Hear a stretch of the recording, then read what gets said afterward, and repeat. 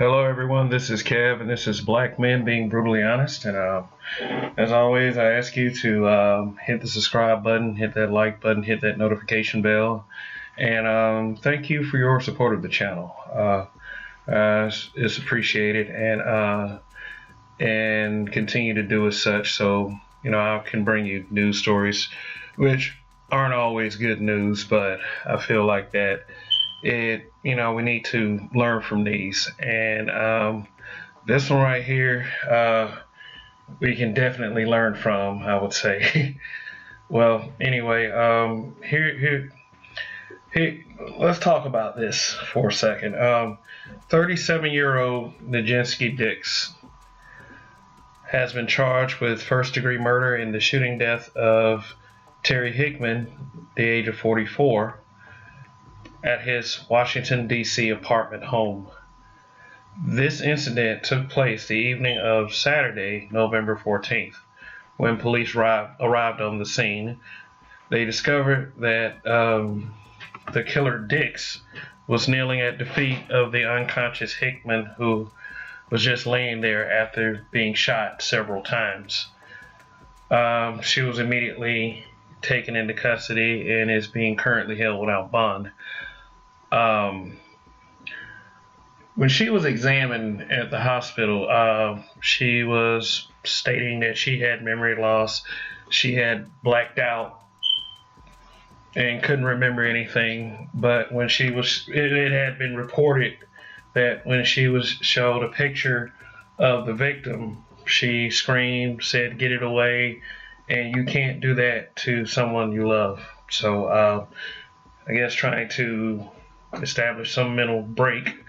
But let me give you a characterization of the Killer Dix as everyone else saw her in her life. She was currently serving as the director of Notre Dame's talent search at the University of Notre Dame's talent search and upward bounds program, or TRIO programs, which were designed to assist low-income families and first-generation college students, including tutoring and enrichment programs to help them along the way. She was also active in the South Bend, Indiana chapter of the National Pan-Hellenic Council. Is basically an umbrella for all of the sororities in the country. I think it's 26 of them, which is like a women's organization. And she was also just, she's a PhD student in gender studies at the University of Illinois in Chicago. Just to give you a framing of, if someone were to try to use the mental illness argument, this seems like this is a person who has a lot of her stuff together before you use that argument for a killer. So let me do this real quick. Let me show you something very interesting. This is on a this is on a news site. This is an actual arrest affidavit, and I provided the link in the description. I'm just going to read a couple of excerpts out of this article here. And it states, I'll read the first paragraph, and it states, on Saturday, November 14, 2020, at approximately 1726 hours, members of the Metropolitan Police Department's First District responded to the report of a woman with a gun and the sound of gunshots at 1001 4th Street, Southwest, Washington, D.C. 20024. Upon arrival, the members were directed inside of the building and began canvassing apartments. The members were able to make entry into apartment 525, where they located an adult male victim, unconscious, unresponsive, and suffering from apparent gunshot wounds. The victim was later identified as Terry Hickman, DC Fire and EMS were summoned to the scene, and after finding no signs consistent with life, pronounced Mr. Hickman dead at 1754 hours. Under the authority of Dr. Robert Holman, the decedent remained on the scene until transported to the officer of the chief medical examiner, where an autopsy will be performed to determine the cause and manner of death. See, okay, I think okay. Let me see. I want to see if they say anything about where he was shot. Okay, yeah, this is,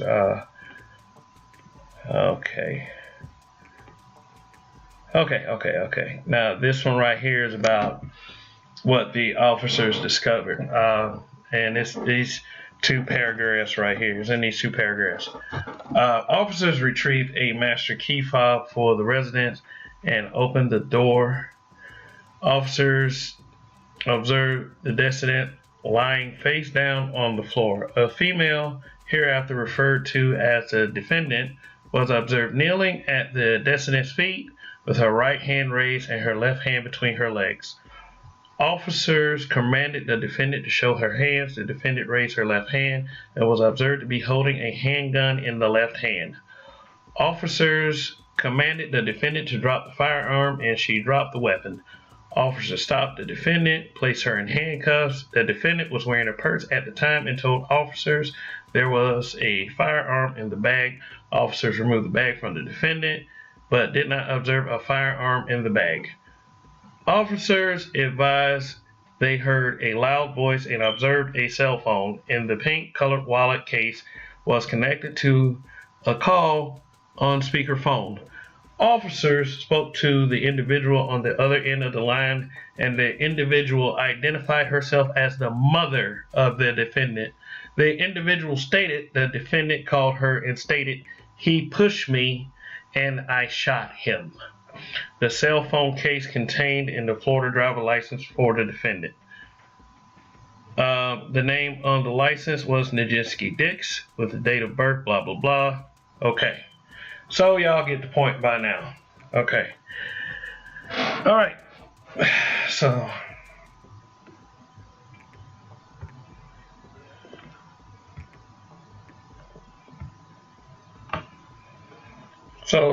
let's talk about this for a moment. So when I gave you the characterization earlier, what you're probably going to hear from certain, okay, and let me just put it like this. This is my little hot take.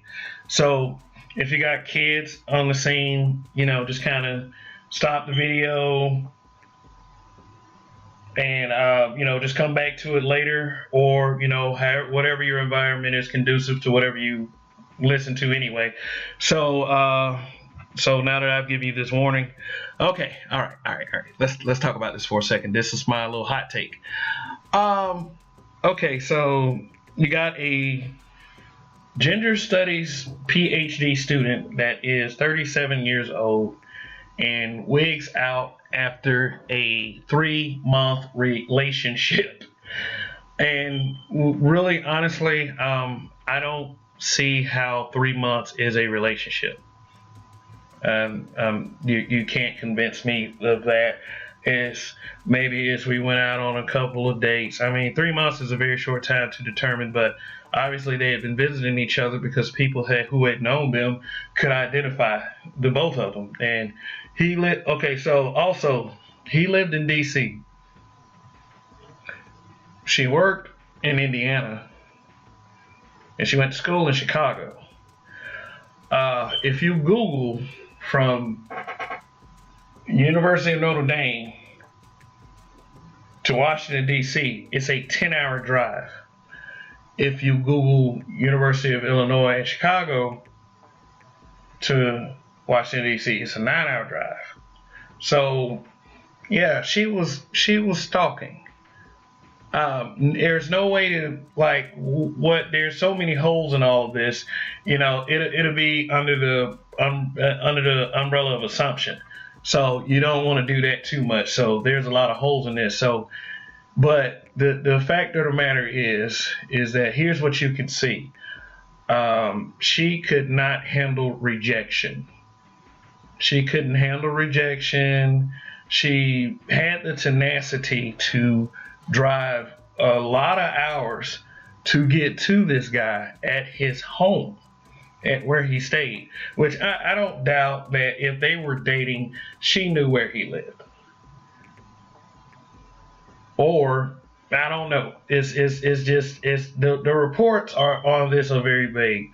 But all I know is this: if she had the tenacity to drive many hours to go confront this man with a gun, then it's hard to use the mental illness argument. This is totally premeditated. Um, they said they found a single fingernail laying on the floor by the deceased body and where she was kneeling at. So there had to have been some kind of altercation. Now, physical altercation. I mean, she says he pushed. She tells her mother, on the phone, he pushed me and I shot him. So who was there to say that she wasn't being physical as well? And they love to use these excuses. Yeah, immediately saying that, oh, I just snapped once he put his hands on me. I mean, she is a gender studies student. She's very. I mean, it's pretty safe to say that she's a feminist. She's 37 years old, and I mean, off of a 3-month relationship. I mean, she was like, one thing that we have to understand about women is like, once you go over that point with them, some of them think that their box is the number one in the world. Now, if she had like 37 years old, like her value is decreasing. So it is a shock to her when she finally finds somebody. This guy just decides it's a bad idea. And I can understand and it's not like you're a 19 or 20-year-old gender studies college student. You're a 37-year-old, so you're on your way to being a UOF. And I think she saw that, and I think it kind of drove her over the edge. So she meets this man at his home, and it's been reported that she kind of forced her way in. An altercation happened, and she fires a gun on him, shooting him several times in the face and the neck. Do you know how violent you have to be to shoot someone in the face?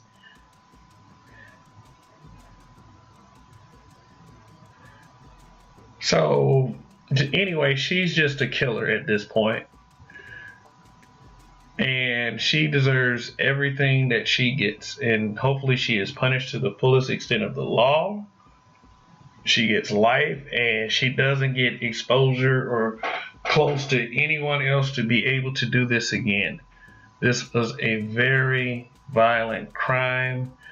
And honestly, at the end of the day, she should have just moved on.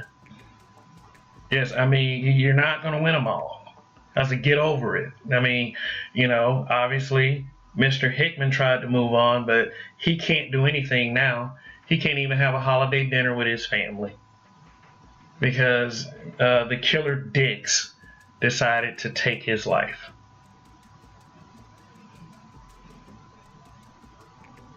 Okay, this is all I've got to say about this, and just rest in peace to Mr. Hickman. I'm sorry this happened to you, but this should send a message to brothers out there to just vet a person, get to know them, just before you do anything, because it could mean the end of your life. And unfortunately for Mr. Hickman, it was the end of his. And and as far as the Killer Dix Nijinsky over here, may you rot in hell. I just don't have any sympathy for you at this point. Lock her ass up forever. Throw away the key. She would be free to go back to her job as director at Notre Dame's talent search. Now they're stuck filling a position, um, you know, and anyway, and it's not a real good look that you're a gender studies student. You know, strong, educated. You know, I bet you was just thinking that too when he broke up with you. Not me, not me. Hmm. But anyway, that's just how it is. The courts will give her a parachute. You know, they will try to, but let's just say, let's tell the truth here because we're brutally honest. She's a killer. Period. She's a killer. She deserves to go down. But anyway, that's it for now. Just wanted to bring you this little morning news report, and I will be back to talk to y'all soon. Hopefully, on a lighter note, besides this grisly crime, which this got to be terrible for the family of Terry Hickman, and even the family of Killer Dix. Their girl is a killer, and that's very disappointing and disheartening. But my condolences to the family of Terry Hickman. Bruh, whatever happened, you did not deserve that. No. But brothers, be careful. They crazy. And that's all I'm going to say. This is Kev. This is Black Men Being Brutally Honest. Like, share, subscribe.